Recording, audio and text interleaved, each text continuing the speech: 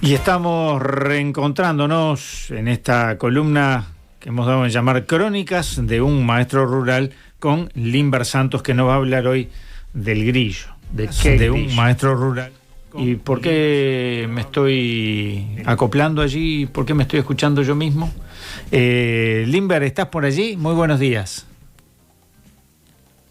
Hola. ¿Estará muteado? Muy buenos días, Álvaro. Ahí está. Ahora sí te escuchamos bien. ¿Cómo estás? Buenos días a la audiencia. Bueno, hoy nos vas a hablar de revistas y libros de texto escolares, particularmente de una, ¿no?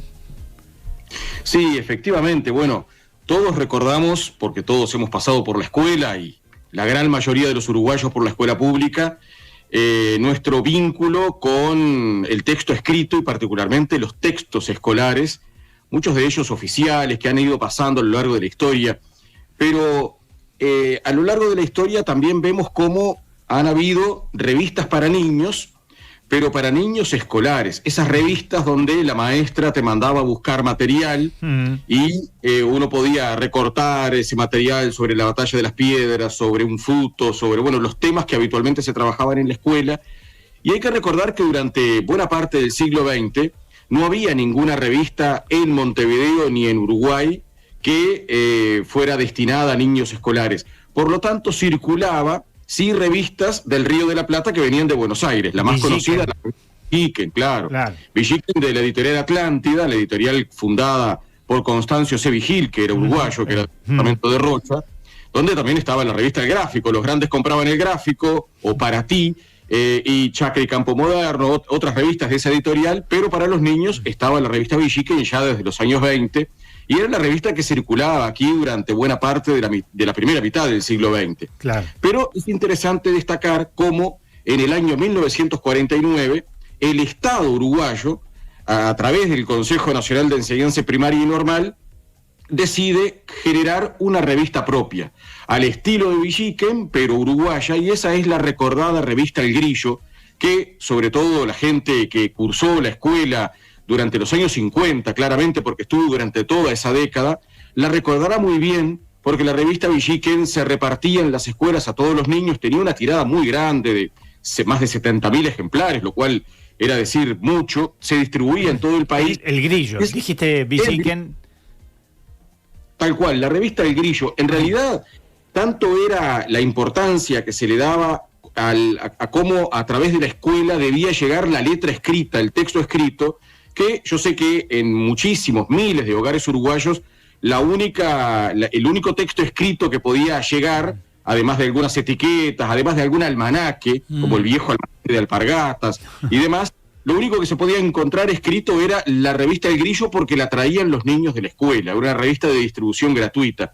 Y el primer número del Grillo aparece en diciembre de 1949, pero, por ejemplo, yo tengo todas aquí en mi biblioteca. Estaba repasando cómo en el año 1952, gente como quienes colaboraban en el número de agosto del 52 en El Grillo, era gente del orden de, por ejemplo, Julio Castro, Jorge Chevatarov, el gran geógrafo uruguayo, Álvaro Figueredo, un autor del departamento de Maldonado, el liceo de Pan de Azúcar lleva su nombre, Serafín J. García, Juan José Morosoli, Fernán Silva Valdés. Fíjense qué exponentes de la cultura y de la literatura nacional formaban parte de la revista El Grillo, una revista para niños. Es decir, allí había una confluencia de actores muy importantes, dibujantes, grandes dibujantes, que participaban de la revista El Grillo al servicio de los niños escolares.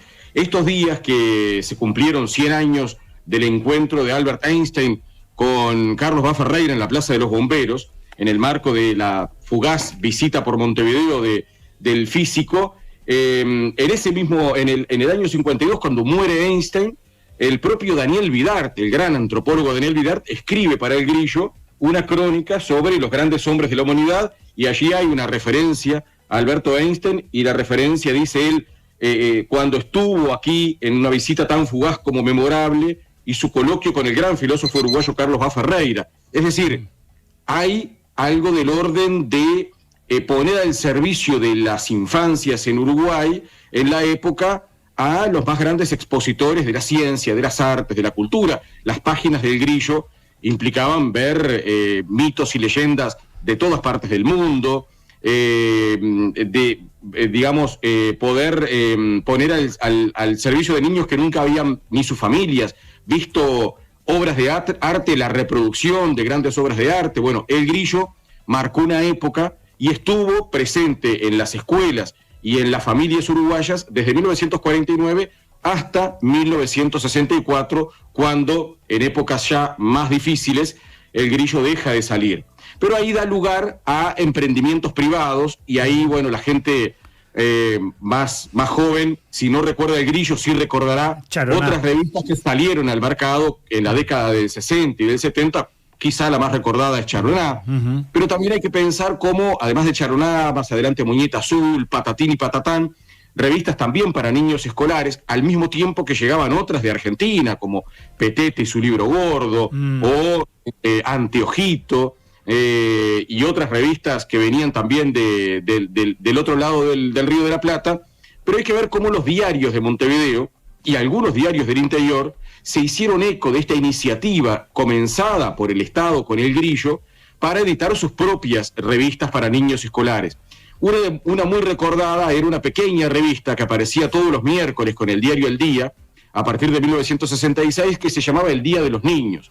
Allí figuras como el propio Julio Seda Rosa tenía sus páginas centrales en Cuentos de Allá Lejos, pero había otros como Luis Neira, que incluso ese escritor dirigió El Día de los Niños hasta sus últimos días, cuando el diario a principios de los 90 se termina. Pero a su vez el diario El País también edita El Escolar, el diario de la noche y la mañana en su tiempo, el Colegial. Es decir, los diarios también tuvieron su rol de generar sus propias revistas para niños escolares.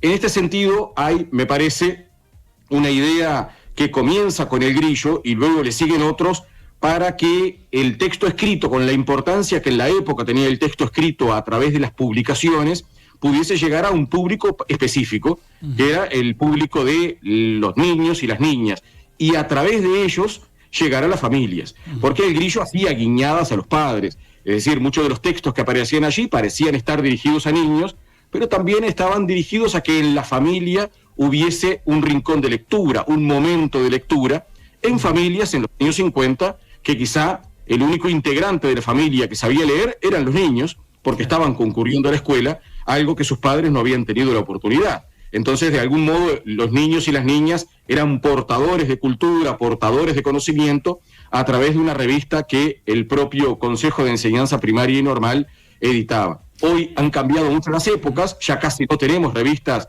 de esta naturaleza en el mercado, pero bueno, hay otros medios también, y podemos encontrar otras manifestaciones de la cultura escrita a través de las nuevas tecnologías, pero siempre vale la pena recordar aquella revista El Grillo por la excelente calidad editorial, la calidad de impresión, pero sobre todo por el faro de difusión cultural que significaba para medios, sobre todo rurales, del interior y de pequeñas localidades, donde llegaba algún diario y muy poco más de texto escrito, como el propio Julio Castro daba cuenta en lo que hace algunas semanas relatábamos con lo de las misiones sociopedagógicas. Cuando llega a Caruata se encuentra con que el texto escrito y las posibilidades de lectura eran casi nulas, porque no había medios para ello en esas localidades.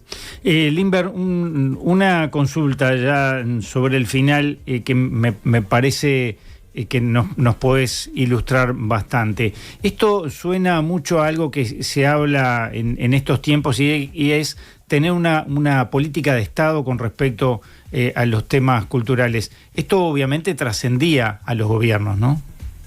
Trascendía a los gobiernos, de hecho esto estuvo entre el 49 y el 64 y hubo una continuidad durante todo ese tiempo, y se entendía además que debía haber una confluencia de acciones del Estado para llegar con textos escritos a los hogares.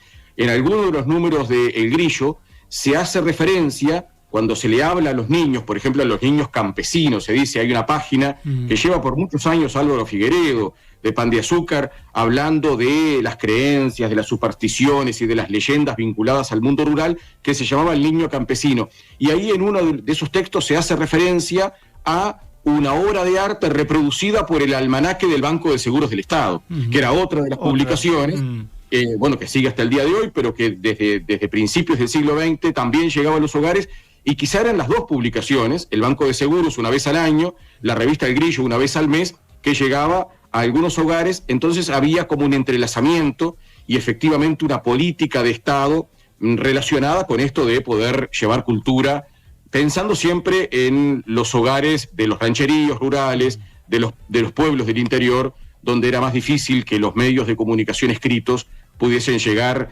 con relativa facilidad. Limber, lindísima la crónica de hoy también. Bueno, sí, creo que el Banco de Seguros nos acompañó con su almanaque a lo largo de los años, donde se podía leer desde botánica hasta cómo construir un horno de barro, ¿no? Es decir, algo... Bueno, mucha gente tiene su horno de barro hasta el día de hoy construido a partir de la receta de cómo construir un horno de barro que estaba en el almanaque del Banco de Seguros. Exacto, exactamente. Un gran abrazo, muchas gracias. Nos reencontramos en unos días. Por favor.